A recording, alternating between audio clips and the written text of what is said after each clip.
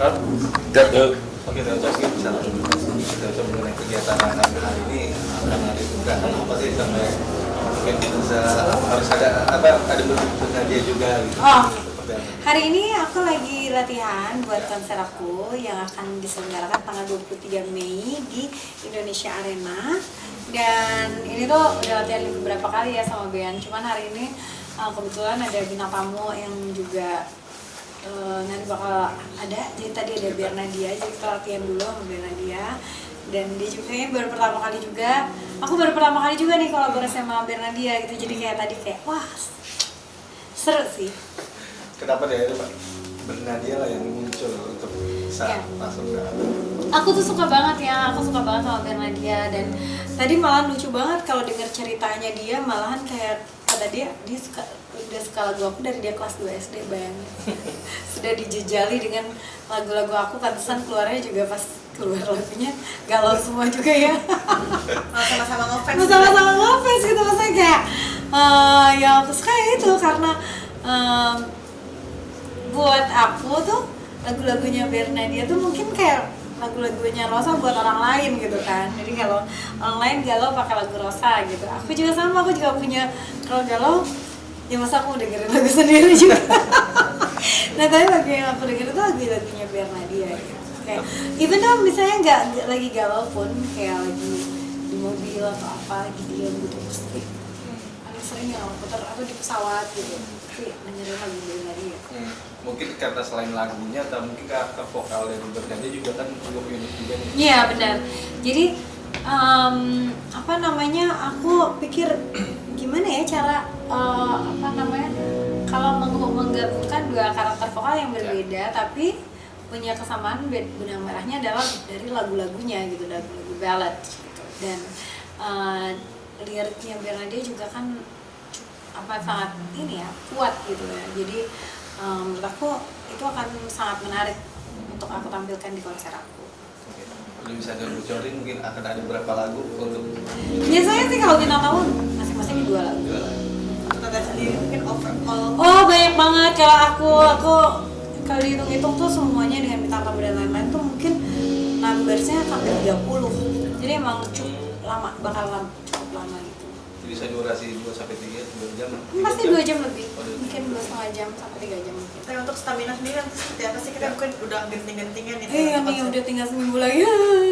Ya aku sih olahraga aja, pilates gitu. Terus vokal training juga. Aku dibantuin sama Indra Aziz gitu. Terus check up ke THT. Kenapa harus jaga THT?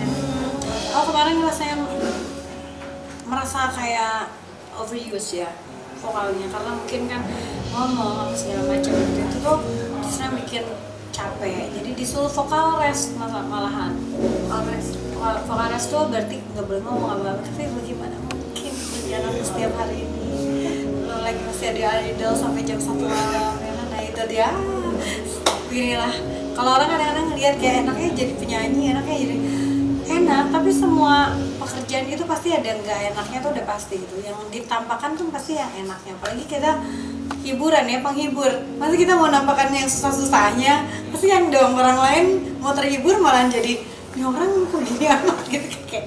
Jadi itulah kita tuh para penyanyi mungkin juga atau musisi atau penari gitu, semuanya tuh ketika ada di panggung nggak boleh tuh ada rasa-rasa kesulitan gitu. Kalau misalnya lagi gimana ya caranya buat misalnya dancer gitu kan, gimana caranya buat melatih gerakan ini, penonton taunya udah bagus aja kan, mereka nggak tahu kalau misalnya mungkin dancer itu juga bangunnya dari pagi, olahraga dulu, melenturkan badan, latihannya berjam-jam gitu.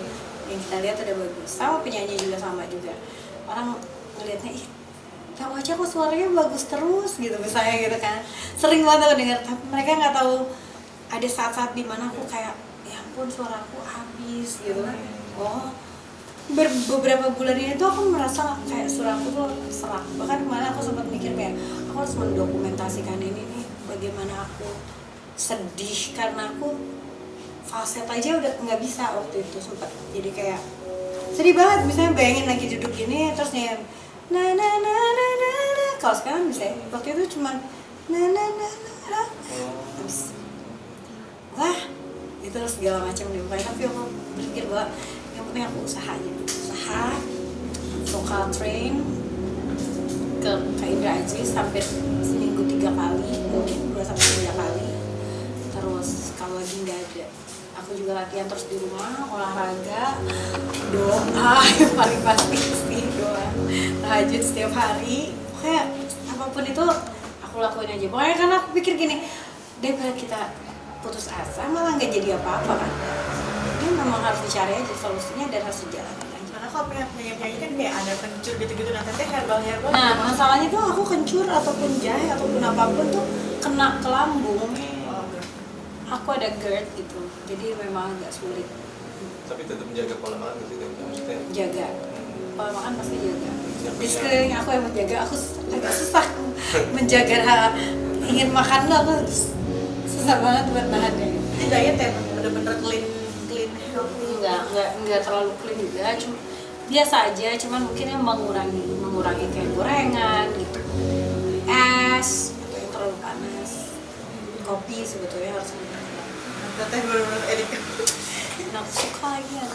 Wah, tepat gitu. Tapi kan harus semangat juga karena kan yang aku tahu tiket juga udah hampir habis semuanya. Jadi ya alhamdulillah sih ya, jadinya mungkin aku harus berjuang aja pasti. Harus ngasih yang terbaik. Ya. Tapi mungkin saat ngerasa ngalamin suara serak itu sempat depresi juga nggak sih? Oh iya lah, frustasi, bukan depresi gitu. sih.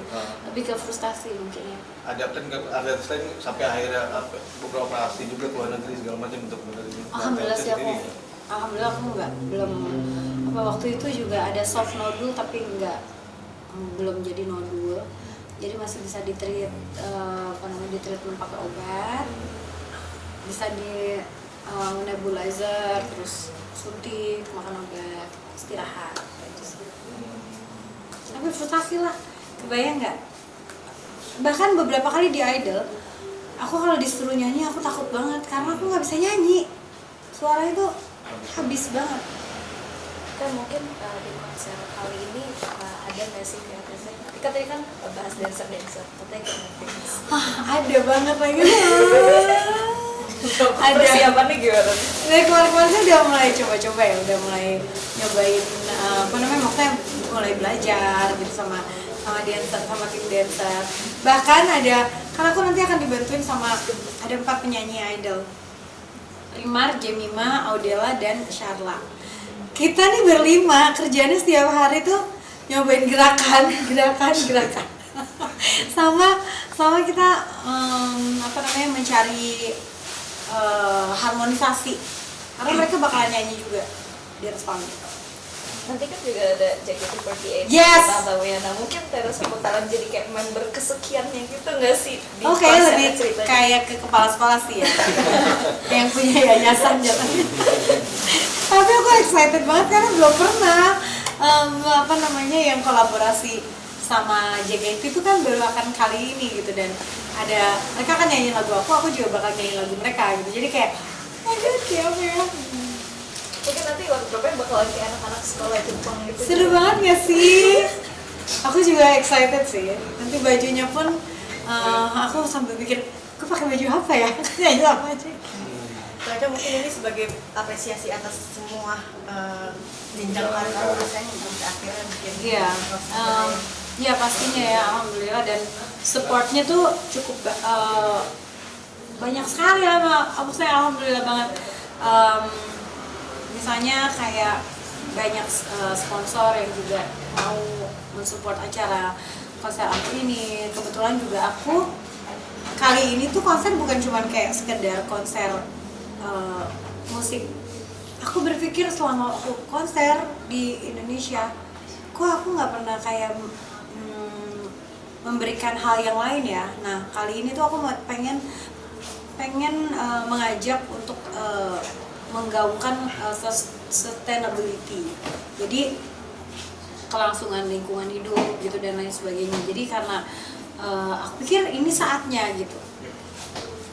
aku akhirnya menggandeng beberapa teman-teman dan juga beberapa company yang memang ada di dalam dan mereka punya program sustainability itu.